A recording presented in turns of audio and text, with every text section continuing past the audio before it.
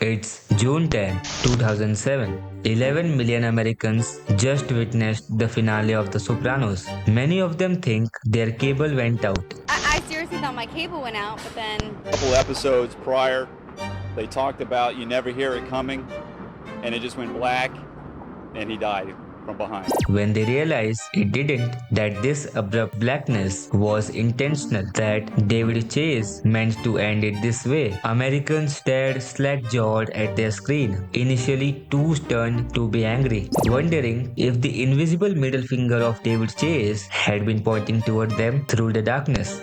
A little disappointed, I felt like after all these years we were faithful. I don't feel they were faithful to us. What I would have liked to have seen is him and Carmela run off to Italy and hide forever or something. 3 years later, Christopher Nolan sits in the back of a theater watching Inception end. The spinning top wobbles. Or does it? Cut to black before we can know. Nolan describes the audience reaction.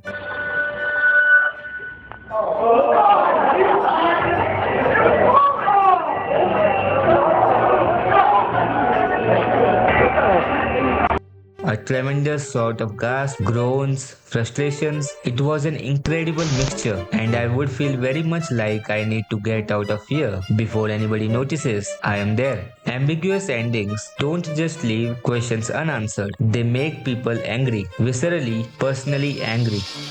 Why?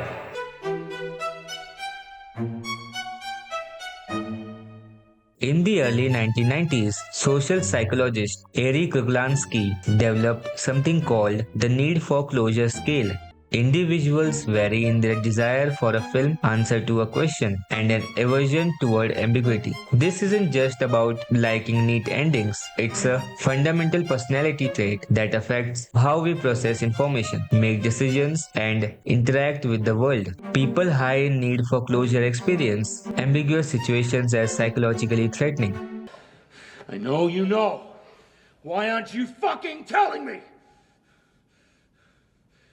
Why? Uncertainty creates what researchers call cognitive dissonance, that uncomfortable mental state when we hold contradictory conclusions. We are motivated to eliminate this discomfort quickly.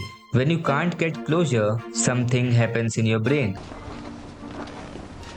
Patient is highly intelligent, highly delusional, decorated Army veteran, present for the liberation of Dachau. Former U.S. Marshal, known proclivity for violence, shows no remorse for his crime because he denies the crime ever took place. Highly developed and fantastical narratives which preclude facing the truth of his acts. I've had enough of this bullshit. Studies show that higher need for cognitive closure predicts higher stress levels. People with high need for closure and low tolerance for ambiguity report significantly more distress in uncertain situations. Think about what an ambiguous ending does to someone with high need for closure. You have invested hours, sometimes years, into a story. You have formed expectations. You have anticipated resolution. The narrative has been building towards something, and then nothing. Questions, not answers. Uncertainty, not resolution. For someone high in need for closure, this isn't just disappointing. It's a violation. It's cognitive dissonance with nowhere to go. As one Inception viewer described, any experience, no matter how positive, can be ruined by an unsatisfactory ending, as the ending is one of the things most likely to stick in a person's memory. But there's another dimension to this anger, fear of being wrong. Nolan observed something fascinating about Inception's ending. He said, the ambiguity is not an emotional ambiguity, it's an intellectual one for the audience. The emotional story, Cobb reuniting with his children, has closure. What lacks closure is the intellectual question, dream or reality. This shifts the burden from the filmmaker to the viewer. You have to decide what it means. You have to interpret. And here's the uncomfortable truth. Many people don't want that responsibility. I'm done. Cut the show. I'm done. Take me off. Take me off. Cut the show. Psychologists note that individuals with high need for closure tend toward premature closure, seizing on the first available answer. Right, yeah, of course. reluctance to reconsider once a judgment is formed, difficulty holding multiple possibilities simultaneously.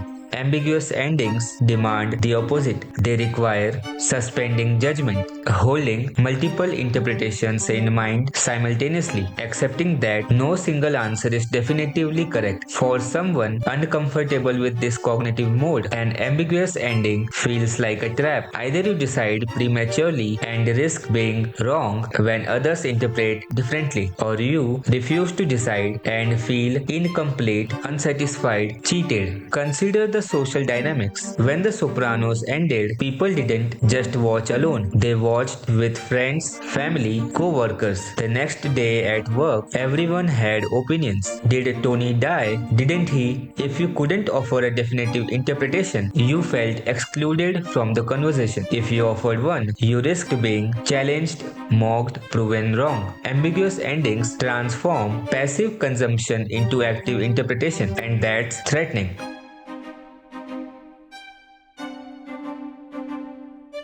Let's examine what actually happened with The Sopranos. Eddie Falco recounts James Gandolfini's reaction after reading the final script. I was with Jim. Jim said, "That's it? That's it." He couldn't believe it. I think he was in shock like everybody else.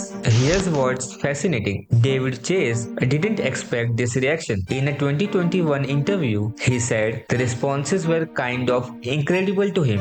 What annoyed him wasn't that people disliked the ending. It was that so many wanted to see Tony killed. As he told The Hollywood Reporter, they gleefully watched him rob, kill, pillage, lie, and cheat. They cheered him on, and then all of a sudden they wanted to see him punished for all that. They wanted justice. I thought that was disgusting, frankly.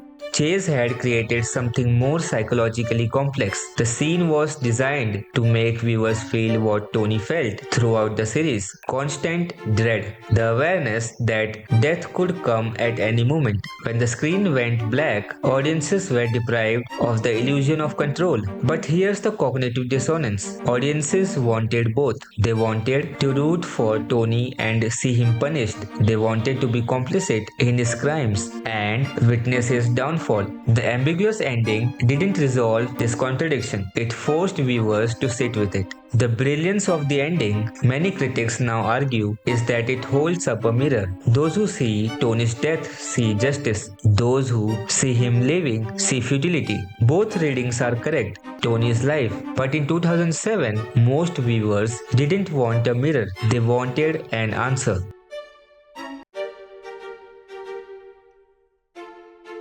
Inception took a different approach to ambiguity, one that succeeded where The Sopranos struggled. Why? Because Nolan made a crucial distinction. Producer Emma Thomas pointed out what Nolan calls the correct answer. The point of the shot is the character doesn't care at that point. Cobb walks away from the spinning top. He doesn't check if it falls. There is a nihilistic view of that ending, but also he's moved on and is with his kids. The ambiguity is not an emotional ambiguity, it's an intellectual one for the audience. This is brilliant misdirection. Nolan gives you emotional closure, Cobb's reunion, while withholding intellectual closure, dream or reality. The emotional satisfaction cushions the intellectual frustration. Result, a tremendous gasp rather than fury. Audiences left theaters debating, theorizing, rewatching. The ambiguity became a feature, not a bug. It's the sound of smart moviegoers, laughing and groaning all at once. The sound of frustration and delight colliding together in one cacophony. But notice, there was still groaning, still frustration. Nolan literally had to sneak out of theaters to avoid confrontation, because even when ambiguity is carefully calibrated, even when emotional closure is provided, many viewers still experience that intellectual uncertainty as a kind of betrayal.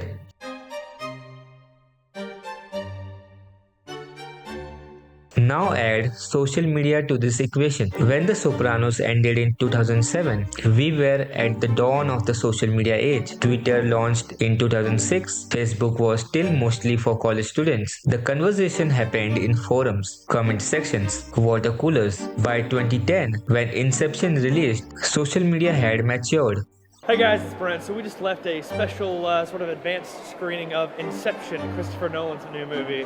And to start things off, I don't think I've ever heard a theater simultaneously go, "What?" until I saw this.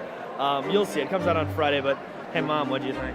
Oh, you've got to see it. Suddenly, everyone's interpretation was public, immediate, permanent. You couldn't just sit with your confusion. You had to have a take, and that take would be judged, challenged, mocked. This created what we might call the democratization of interpretation, but also its weaponization.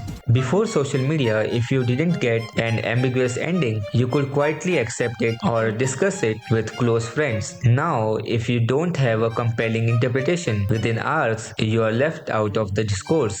Worse, having the wrong interpretation becomes social failure. Film, Twitter, Reddit, Instagram, YouTube, these platforms created spaces where interpretive sophistication became social capital. Getting the correct reading, even of an intentionally ambiguous work, became a status game. Contemporary examples multiply this dynamic. Every prestige TV show now seems to quote ambiguity.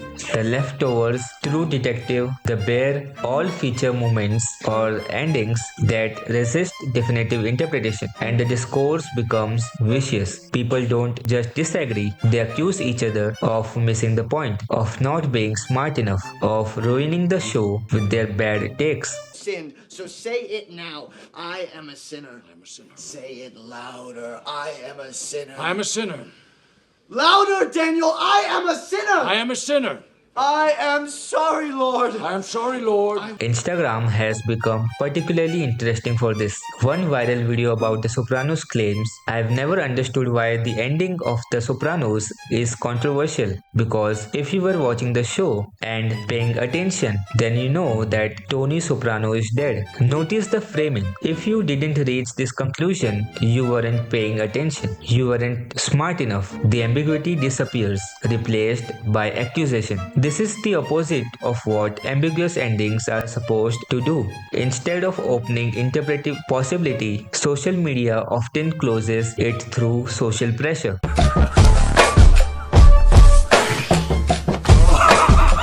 So why do filmmakers persist in creating ambiguous endings when they know it will anger people? Nolan offers one answer. When asked if there was a right answer to Inception's ending, he explained, "I've always believed that if you make a film with ambiguity, it needs to be based on a true interpretation. If it's not, then it will contradict itself, or it will be somehow insubstantial and end up making the audience feel cheated. Ambiguity has to come from the inability of the character to know, and the alignment of the audience with that character. In other words, good ambiguity is honest. It's not a trick or a cop-out. It's acknowledging that sometimes characters and people don't get answers." In his 2015 Princeton commencement speech, he used Inception as an example of how all levels of reality might be equally valid. Then he said something crucial. "But the point is, objectively, it matters to the audience. In absolute terms, this matters. Viewers care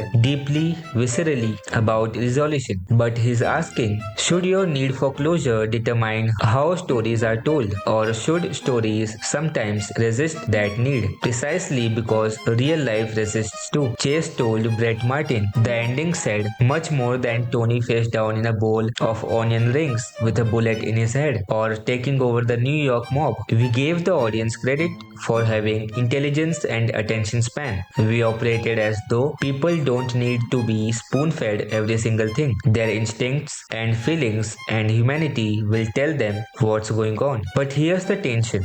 Giving audiences credit for intelligence can feel condescending to those experiencing genuine psychological discomfort with ambiguity. Their need for closure isn't intellectual inadequacy, it's a legitimate personality trait.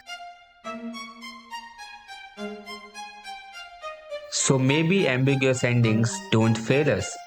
Maybe they just refuse to comfort us. They don't give answers, they give mirrors. And whether that makes you angry, curious, or quietly unsettled, say less about the film and more about how much uncertainty you are willing to live with.